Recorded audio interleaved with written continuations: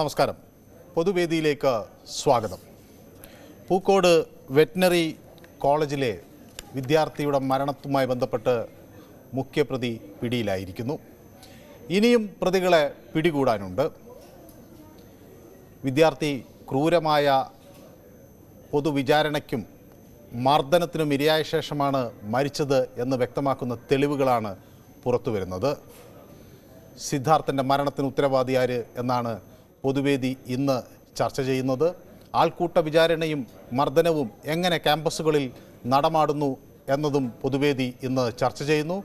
അതോടൊപ്പം തന്നെ ഇതിലെ വസ്തുതകൾ വളച്ചൊടിക്കുകയാണ് എന്ന SFIയുടെ വിശദീകരണത്തെ പൊതുജനങ്ങൾ എങ്ങനെ വിലയിരുത്തുന്നുവെന്നും നമ്മൾ ഈ മണിക്കൂറിൽ ചർച്ച ചെയ്യുന്നു. എല്ലാവർക്കും പൊതുവേദിയിലേക്ക് സ്വാഗതം.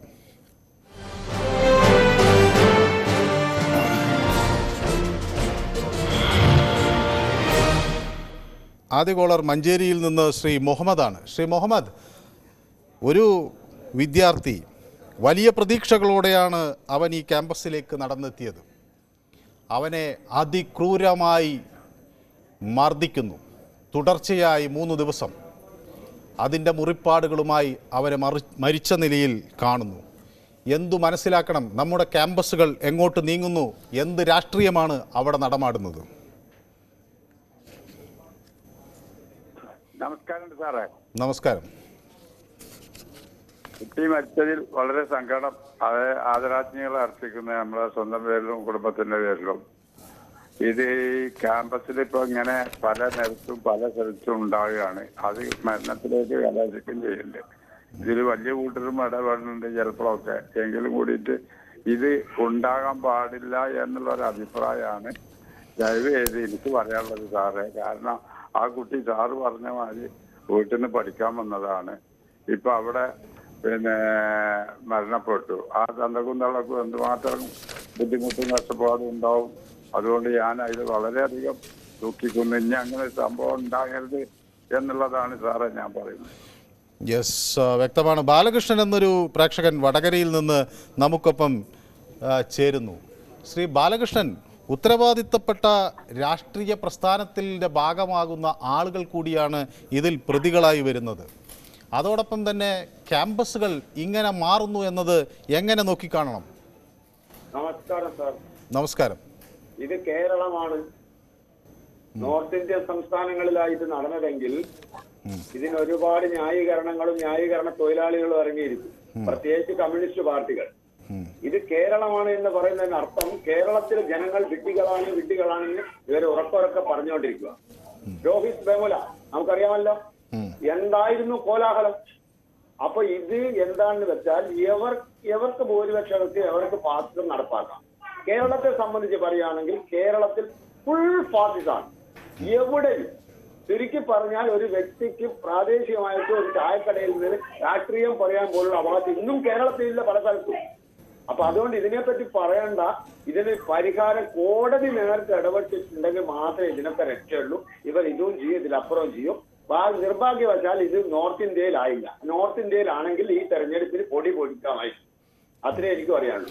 വ്യക്തമാണ്. ദാസൻ എന്നൊരു പ്രേക്ഷകൻ കണ്ണൂരിൽ നിന്ന് നമുക്കൊപ്പം ചേർന്നു. ശ്രീ ദാസൻ, ഈ വിദ്യാർത്ഥി മരിച്ച സംഭവവുമായി ബന്ധപ്പെട്ട് വസ്തുതകളെ വളച്ചൊടിക്കുകയാണ് എന്ന് SFI ആരോപിക്കുന്നു. SFIയെ ആക്രമിക്കാനുള്ള ശ്രമമാണ് നടക്കുന്നത് എന്നാണ് അവരുടെ ആക്ഷേപം. എന്തു തോന്നുന്നു ഈ പ്രതികരണത്തോട്?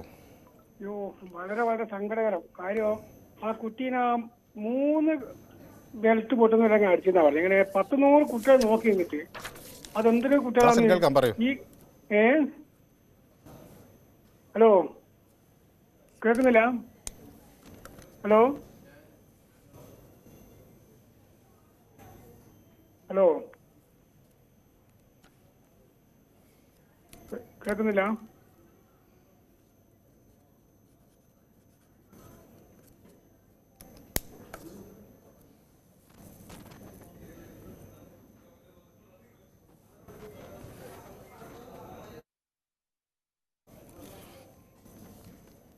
എസ് ദാസൻ, കേൾക്കാം, പറയൂ.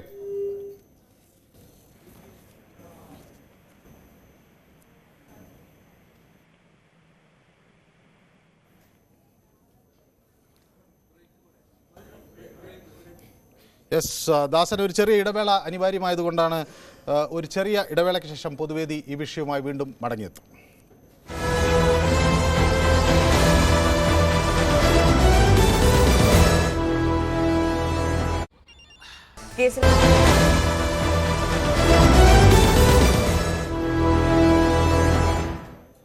പൊതുവേദി തുടരുന്നു. ജോയ് എന്നൊരു പ്രേക്ഷകൻ തൊടുപുഴയിൽ നിന്നാണ് നമുക്കൊപ്പം ചേരുന്നത്. ശ്രീ ജോയ്, ഈ ക്യാമ്പസിലുണ്ടായ ഈ ക്രൂരതയെ, അതിന് പുറകിലെ രാഷ്ട്രീയത്തെ ശ്രീ ജോയ് എങ്ങനെ വിലയിരുത്തുന്നു? അതായത് നമ്മുടെ നവകേരള സഭത്തിലെ ആ രക്ഷാപ്രവർത്തനമില്ലേ, അതിപ്പോഴും ധൈര്യമായിട്ട് മുന്നോട്ട് പോയിക്കൊണ്ടിരിക്കുക. അതായത് ഇങ്ങേര് കൊടുത്ത ആ ഒരു നല്ല സന്ദേശം പിള്ളേർ ഇപ്പോഴും നടപ്പാക്കിക്കൊണ്ടിരിക്കുക. ഈ സംഘടനയെ നിരോധിക്കേണ്ട സമയം എപ്പോഴും കഴിഞ്ഞു. കുട്ടികൾ എന്തിനാണ് കോളേജിൽ പോകുന്നത്? പഠിക്കാനാണോ അതോ റാഗിങ് നടത്താനാണോ അതോ ഏതെങ്കിലും രാഷ്ട്രീയ പ്രവർത്തനം നടത്തി അതിലൂടെ വലിയ ആളാവാനാണോ? എന്താണ് ഇവർ ഉദ്ദേശിക്കുന്നത്? ഞാൻ ആലോചിക്കുക, ഈ ഇന്ത്യ ഭരിക്കുന്ന കമ്മ്യൂണിസ്റ്റുകാരായിരുന്നത്തെ അവസ്ഥ എന്താകുമായിരുന്നു ഇങ്ങനെ പോയാ? ഈ ഒരു ചെറിയ സംസ്ഥാനം കിട്ടിയപ്പോ തന്നെ ഇതിന്റെയൊക്കെ കാരണം ഈ പിണറായി വിജയൻ എന്ന് പറയുന്ന ഈ വ്യക്തിയുടെ ഈ അനാവശ്യമായ ഈ ജനങ്ങളോട് അദ്ദേഹത്തിന് എന്തെങ്കിലും ഒരു പ്രതിബദ്ധത ഉണ്ടെങ്കിൽ അയാളുടെ സംഘടനയുടെ ഏറ്റവും താഴേക്കുള്ള ചെറിയൊരു സംഘടനയല്ലേ ഈ സംഭവം. അതായത് പ്രായം കൊണ്ട് അനുസരിച്ച് നോക്കിയാൽ SFI, അത് DYFI, അത് കഴിഞ്ഞ് CPM. അപ്പൊ ഇതിനെ നിയന്ത്രിക്കാൻ ഇങ്ങേര് വിചാരിച്ചാൽ നടക്കില്ലേ? അല്ല, അങ്ങേർക്ക് ഇതിനൊന്നും നേരമില്ല. അങ്ങേരെങ്ങനെ ജീവിതത്തിൽ അങ്ങേരുടെ പ്രശ്നങ്ങൾ പരിഹരിക്കാം എന്നുള്ള ഇതിലാണ് ഇപ്പൊ നിൽക്കുന്നത്. ഇപ്പൊ ഈ നിങ്ങളെ ഈ ചർച്ച ചെയ്ത് ഞാൻ ഇന്ന് ഈ ചർച്ച ഉണ്ടാവില്ല, ഇതിനിടയ്ക്ക് ഈ സ്ഥാനാർത്ഥി അങ്ങനെ മറ്റു കാര്യങ്ങൾ ഇലക്ഷൻ അതിലേക്ക് പോകുന്നു ഓർത്തു. എന്തായാലും അതിന് നന്ദിയുണ്ട്. പക്ഷെ ഈ പോലീസ് ഇതിൽ ഒത്തുകളിക്കാതെ ഈ കുട്ടിയോട് നമ്മളെ കുട്ടികളെ എങ്ങനെയാണ് ഈ കണക്കിന് കോളേജിലേക്ക് പറഞ്ഞു വിടുക? ഇതാണ് അവസ്ഥയ്ക്ക്. എന്നിട്ട് ഇന്ന് മന്ത്രി പറയുന്നത് കേട്ടിട്ടാണ്, നിങ്ങളുടെ ചാനലും മറ്റു ചാനലിലും ഒക്കെ കേട്ടു പുള്ളി പറയുന്നത്, നിയമമന്ത്രി ഇതൊക്കെ SFI ആയതുകൊണ്ട് ഇങ്ങനെ വിമർശിക്കുന്നതെന്നാണ് അങ്ങേര് പറയുന്നത്. ഇവരൊക്കെ എന്തും മനുഷ്യത്വം ഇല്ലാത്ത ഒരു വർഗമായിട്ട് ഈ കമ്മ്യൂണിസം ഇവിടെ പടർന്നു പന്തലിച്ചിരിക്കുകയാണ്. ഇവരെ ഇല്ലാതാക്കാണ്ട് ഇത് അടുത്ത ഇലക്ഷന് ജനങ്ങൾ ഇവരെ ഇല്ലാതാക്കാനുള്ള വോട്ടായിരിക്കണം ഇനി വരുന്ന വോട്ടെന്നാണ് സാർ എനിക്ക് പറയാനുള്ളത്. യെസ്, വ്യക്തമാണ്. ശ്രീജ എന്നൊരു പ്രേക്ഷക തിരുവനന്തപുരത്ത് നിന്ന് നമുക്കൊപ്പം ചേരുന്നു. ശ്രീജ, വളരെ പ്രതീക്ഷയോടുകൂടിയാണ് ഒരു കുടുംബം അവിടെ നിന്നൊരു വിദ്യാർത്ഥിയെ പഠിക്കാനായി അയക്കുന്നത്. ഇവിടെ ജയപ്രകാശ്, അദ്ദേഹത്തിൻ്റെ ഭാര്യ ഷീബ എത്രമാത്രം പ്രതീക്ഷയോടെയായിരിക്കും ഈ വെറ്റിനറി കോളേജിലേക്ക് ഒരു കുട്ടിയെ അയച്ചിട്ടുണ്ടാകുക? അവൻ ഇങ്ങനെ അതിക്രൂരമായ ആക്രമണത്തിന് ഇരയായി എന്ന് പറയുമ്പോൾ ആ മാതാപിതാക്കൾ എത്രമാത്രം വേദനിച്ചിട്ടുണ്ടാകും? ഇത് മനസ്സിലാക്കാൻ ഈ കേരളത്തിൻ്റെ, ഈ രാഷ്ട്രീയ കേരളത്തിന് ഇനി എത്ര കാലം വേണ്ടിവരും? സാർ, അത് ഈ റാഗിംഗ് വിരുദ്ധ വിദ്യാർത്ഥി പ്രതിനിധികളാണ് ഇത് ചെയ്തിരിക്കുന്നത്. ആ കോളേജിലെ റാഗിംഗ് വിരുദ്ധ വിദ്യാർത്ഥി പ്രതിനിധികൾ ഇത് ചെയ്തപ്പോൾ ശരിക്കും പറഞ്ഞാൽ ഇതിനെ നിയന്ത്രിക്കേണ്ട, ഇതിനെ എങ്ങനെയാണോ നിയന്ത്രിക്കേണ്ടത് അവർ തന്നെ ഇതാണ് ചെയ്തിരിക്കുന്നത്. സാർ, ഈ 11 ദിവസം വേണ്ടി വന്നിരുന്നു നമ്മൾക്കൊക്കെ ഇത് ചർച്ച ചെയ്യാനായിട്ട്. ഇനി ആ കുട്ടിക്ക് നീതി കിട്ടുമോ സാർ? എത്രത്തോളം പ്രതീക്ഷയോടെയാണ് നമ്മൾ എല്ലാവരും കുഞ്ഞുങ്ങളെ അയക്കുന്നത് അങ്ങ്? ഇതെങ്ങനെ സാർ, കേരളത്തില് എങ്ങനെ വിദ്യാർത്ഥികൾ കേരളത്തിൽ പഠിക്കും സാർ?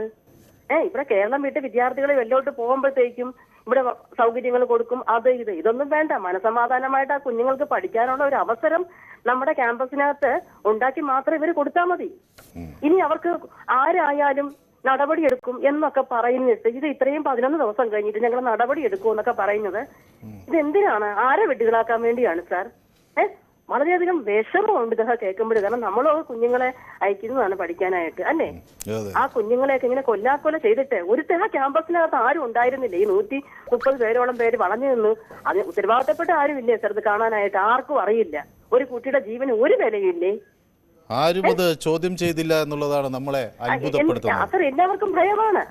അതുകൊണ്ട് തന്നെയാണ് ഇവർ ഇത്തരത്തില് ഉള്ള തോന്നിവാസങ്ങൾ കാണിക്കുന്നത്. അല്ലാതെ വേറെ ഒന്നും പറയാനില്ല സാർ. അത്യന്തം വിഷമം തോന്നുവാണ് ഇതൊക്കെ കേൾക്കുമ്പോഴത്തേക്കും. യെസ്, വളരെ വ്യക്തമാണ് ശ്രീജ താങ്കളുടെ അഭിപ്രായം. ഉമേഷ് എന്നൊരു പ്രേക്ഷകൻ പാലയിൽ നിന്ന് നമുക്കൊപ്പം ചേരുന്നു. ഉമേഷ്, തിരുത്തൽ നടപടികൾ എവിടെ തുടങ്ങണം? വിദ്യാർത്ഥി സംഘടനകളെ നിരോധിക്കുന്നതിലൂടെയാണോ പ്രശ്നപരിഹാരത്തിലേക്ക് നാം പോകേണ്ടത്, അതോ അവരെ കൂടുതൽ കാര്യബോധമുള്ളവരാക്കി മാറ്റുന്നതിലേക്കാണോ നാം ചൂടുവെക്കേണ്ടത്?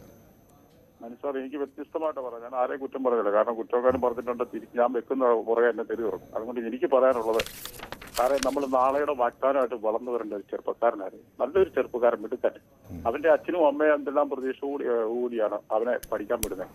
ആ പയ്യനെ വളരെ മൃഗീയമായിട്ട് കൊലപ്പെടുത്തി എന്ന് പറഞ്ഞാൽ ആര് കൊലപ്പെടുത്തിയാലും അത് നമുക്ക് ഇത് ഒന്നും രണ്ടും അല്ല ഇഷ്ടംപോലെ നമ്മൾ ചർച്ച ചെയ്തിട്ടുണ്ട്. എന്നാലും നമ്മൾ ഇപ്പോഴത്തെ സാഹചര്യം വെച്ച് പറയുകയാണെങ്കിൽ വളരെ സങ്കടകരമായ ഒരു സംഭവമാണ് ഇപ്പോൾ ഉണ്ടായിരിക്കുന്നത്. നടപടി അടിയന്തരമായി കൂടുതൽ ശക്തമായി എടുക്കേണ്ടതാണ് അല്ലേ? ഏതായാലും അതെ സാർ, നമ്മൾ എന്താ വെച്ചാൽ ഈ പയ്യൻ വളർന്നു വന്ന് ഈ ആരായി തീരുമെന്ന് നമുക്കൊന്നും പറയാൻ പറ്റില്ല. നമ്മുടെ ഇന്ത്യയുടെ നല്ലൊരു വാഗ്ദാനമായിരിക്കും. നമുക്കിപ്പോൾ ഈ ISRI തന്നെ എത്രയോ മലയാളികളാണ് നമ്മുടെ കരുത്തുറ്റ നമ്മുടെ അഭിമാനമായിട്ടുള്ളത്. അതെല്ലാം ഇങ്ങനെ പഠിച്ച് വളർന്നു വന്നത് അതുപോലെ ഒരു ആളായി തീരേണ്ട ഒരാളായിരിക്കും നമ്മൾ ഇപ്പോഴെ തല്ലി കരുത്തി കളയുന്നത്. അത് വളരെ മോശം. ആര് ചെയ്താലും ഇങ്ങനെയൊന്നും പാടില്ല. കേരളം എന്നാന്ന് വെച്ചാൽ കേരളം തന്നെ തീരുമാനിക്കണ്ടല്ലോ. അതിലിപ്പോ നമ്മൾ ആരും കുറ്റപ്പെടുത്തുന്നില്ല. കേരളം എന്താന്ന് വെച്ചാൽ കേരളത്തിലെ ഓരോ വോട്ടറും വരും കേരളം തന്നെ ആലോചിക്കുന്ന തീരുമാനം എടുക്കട്ടെ എന്ന് എനിക്ക് പറയാനുള്ളൂ. വളരെ വ്യക്തമാണ് താങ്കളുടെ അഭിപ്രായം.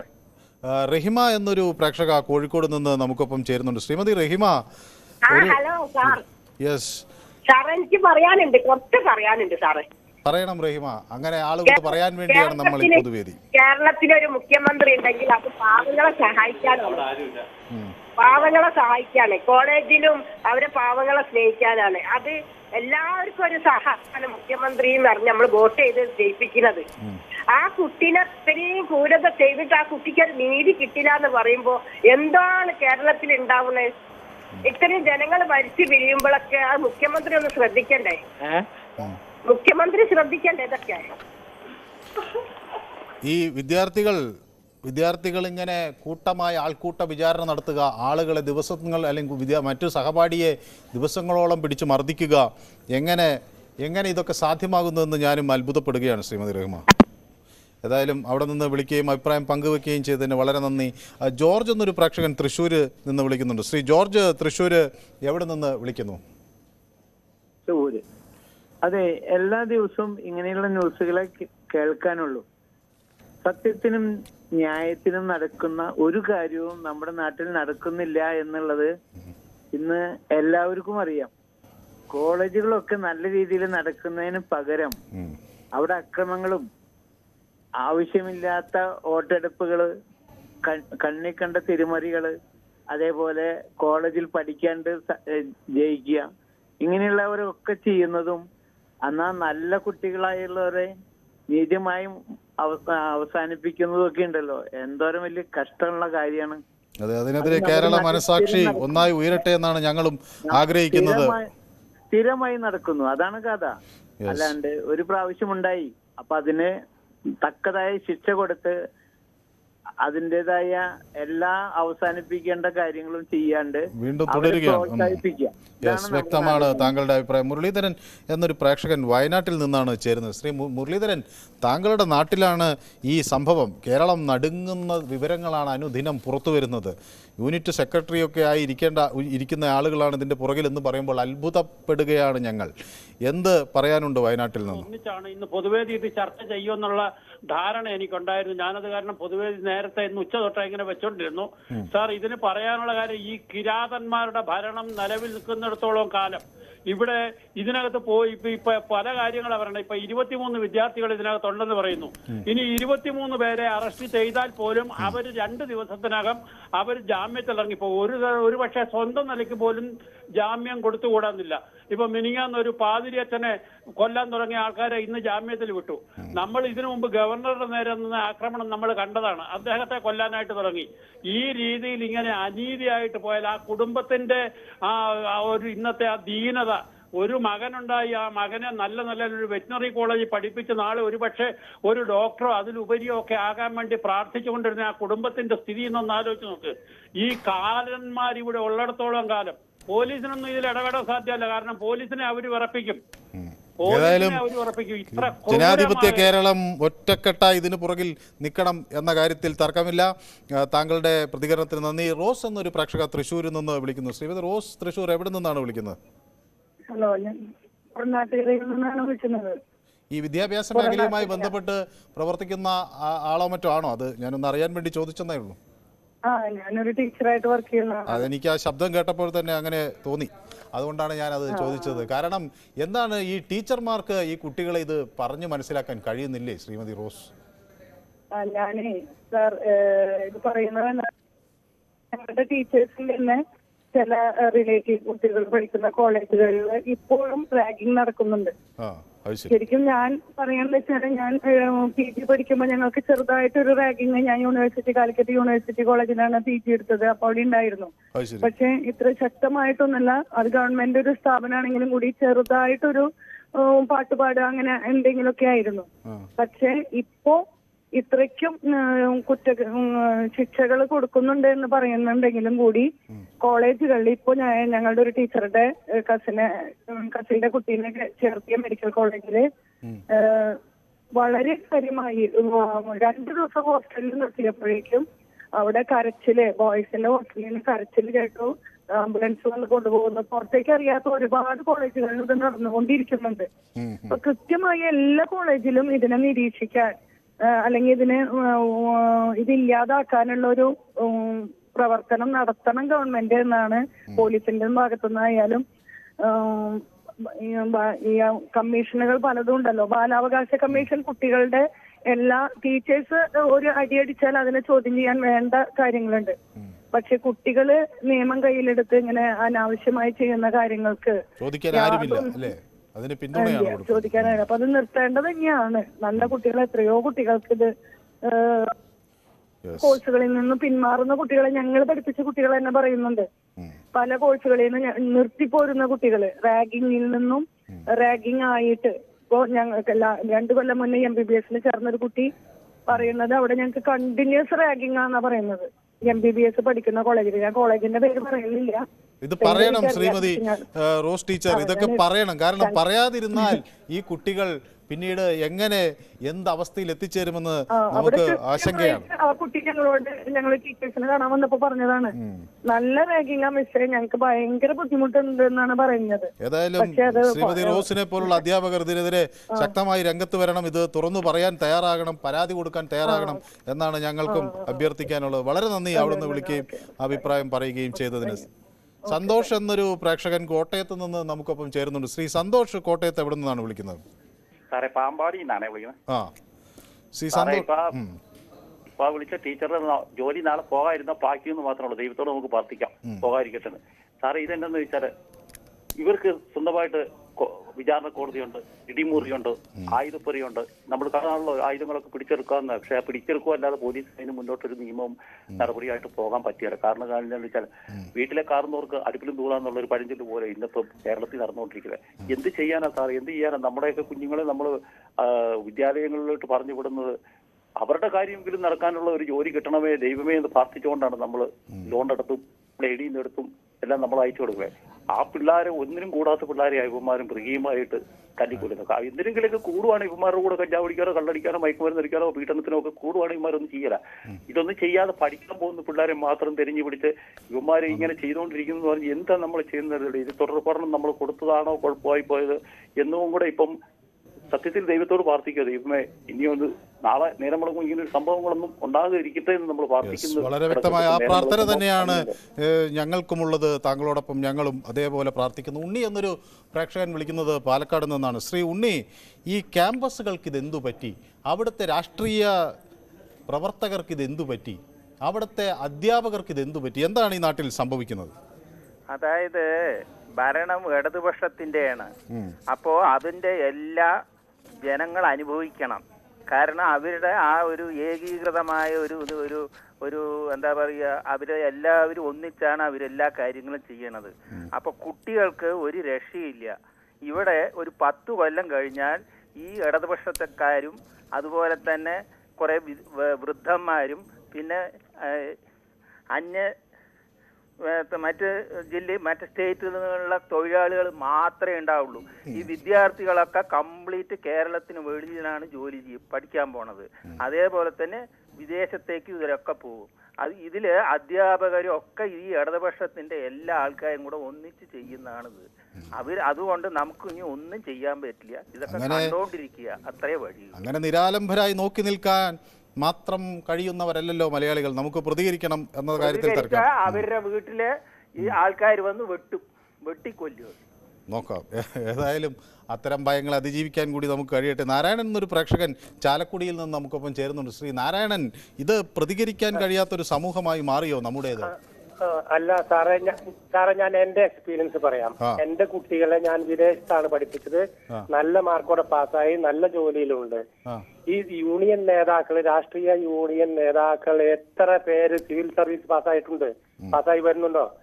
അവര് മന്ത്രി കസേര സ്വപ്നം കണ്ടല്ലേ ഈ അക്രമം ചെയ്യുന്നത്. എന്റെ ഒരു കുട്ടി ഇവിടെ വിദേശത്ത് PhD ചെയ്യാൻ നോക്കി. അപ്പൊ അവര് പറഞ്ഞു ഇന്ത്യയുടെ MSc ഞങ്ങൾക്ക് വേണ്ട, ഞങ്ങളുടെ MSc പാസ്സായിട്ട് വരാൻ പറഞ്ഞു. എന്താ കാരണം? വിദേശത്ത് വലിയ വിശ്വാസമൊന്നുമില്ല നമ്മളെ ഇന്ത്യൻ ഡിഗ്രികളോ മാസ്റ്റർ ഡിഗ്രികളോ. ഈ കുട്ടികളെ പഠിക്കാൻ വിട്ടാൽ പഠിച്ചിട്ട് തിരിച്ചു വരാൻ പറയാൻ പാരന്റ്സ് ഉണ്ടോ? കുട്ടികൾ തെറ്റിൽ മണത്തറിയണ്ടേ? കൊച്ചുങ്ങൾ എന്തെങ്കിലും ചെറിയൊരു മിസ്റ്റേക്ക് ചെയ്താൽ അമ്മക്ക് കണ്ടുപിടിക്കാൻ പറ്റും. എന്താ എവിടെയാണ് ഇവരുടെ അച്ഛനും അമ്മയൊക്കെ? ശരിയാണ്. കേരളത്തിലെ സിവിൽ സർവീസ് പാസ്സായിട്ട് വരുന്ന തലപ്പത്തിരിക്കുന്നവർ ആർക്കും മലയാളം അറിയില്ല. കാരണം വടക്കേ ഇന്ത്യയിലെ കുട്ടികളാണത്. ഏതായാലും താങ്കളുടെ അഭിപ്രായം വളരെ വ്യക്തമാണ്. മോഹൻദാസ് എന്നൊരു പ്രേക്ഷകൻ ആലത്തൂരിൽ നിന്ന് നമുക്കൊപ്പം ചേരുന്നുണ്ട്. ശ്രീ മോഹൻദാസ്, വളരെ ചുരുങ്ങിയ വാക്കുകളിൽ എങ്ങനെ വിലയിരുത്തുന്നു ഈ സംഭവത്തെ? ശക്തമായ നടപടി ഉണ്ടാവും. ഒരാളെയും വെറുതെ വിടില്ല എന്നൊക്കെ പറയുന്ന ഇത് ഇടതുപക്ഷ സർക്കാരാണെന്ന് പറയുന്നവരോടാണ് ഞാൻ ഈ പറയുന്നത്. കാരണം ഇവര് ഈ SFIക്കാര് ഇന്നലെ തുടങ്ങിയൊന്നല്ല, പിന്നെ ആന്റി റാഗ് സ്ക്വാഡൊക്കെ ഉണ്ടെന്നാണ് അവിടെ പറയുന്നത്. അതൊന്നും പ്രവർത്തനം എല്ലാ കോളേജിലും അത് തന്നെ സ്ഥിതി. ഇപ്പോ പിന്നെ നേരത്തെ ഒരു ലോ കോളേജിൽ പെൺകുട്ടിയെ അടിച്ചിട്ട് ഏകദേശം 1-2 മാസമായി. ഇപ്പോഴാണ് ഈ KSUക്കാർ നിലവിളിക്കൂട്ടിയപ്പോ അവരൊരു ഇതിനു വേണ്ടി ഇറങ്ങിയത്. അതുപോലെ തന്നെ നമ്മുടെ TP ശ്രീനിവാസനെ ഈ SFIക്കാരനെ തല്ലി ഇതാക്കിയത് നമ്മൾ കണ്ടില്ല, നേരിട്ട് കണ്ടതല്ലേ.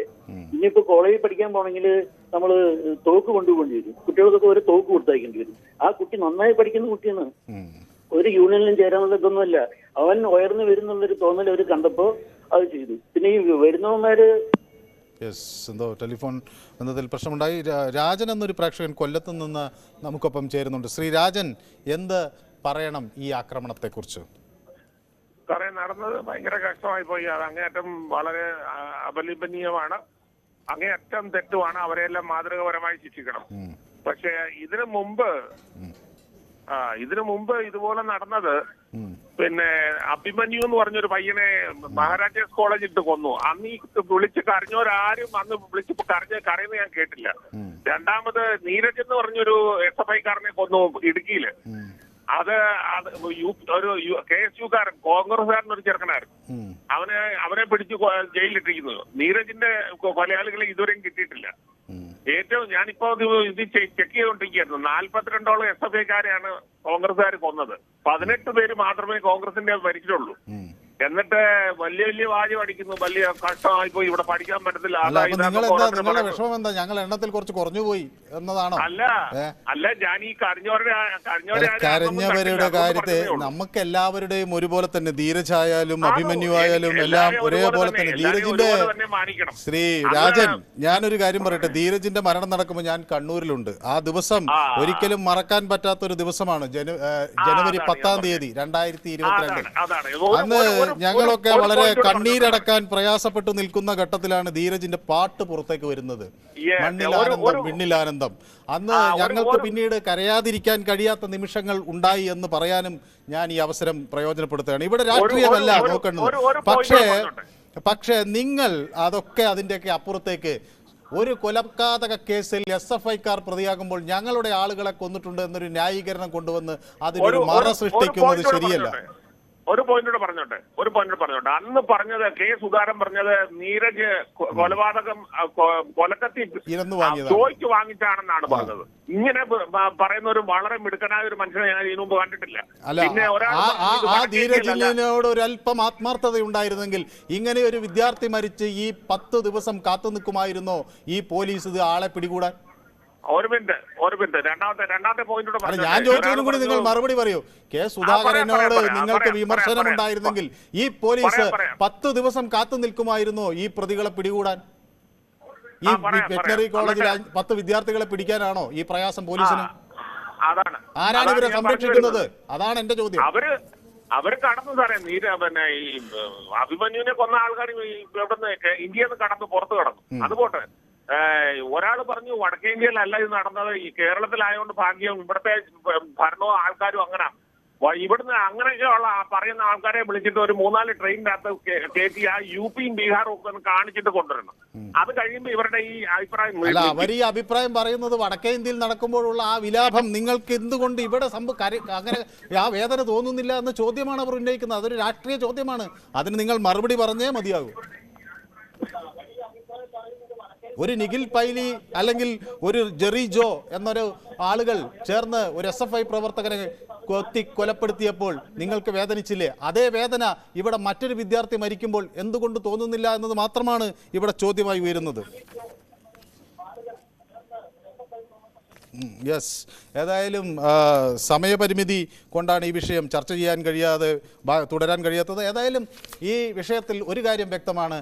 ഏതു രാഷ്ട്രീയം എന്നതിനപ്പുറത്തേക്ക് വിദ്യാർത്ഥികൾ കൊല്ലപ്പെടുന്നു എന്നത് കേരളത്തിന് ഒരിക്കലും അംഗീകരിക്കാൻ കഴിയാത്ത ഒരു സാഹചര്യമാണ്.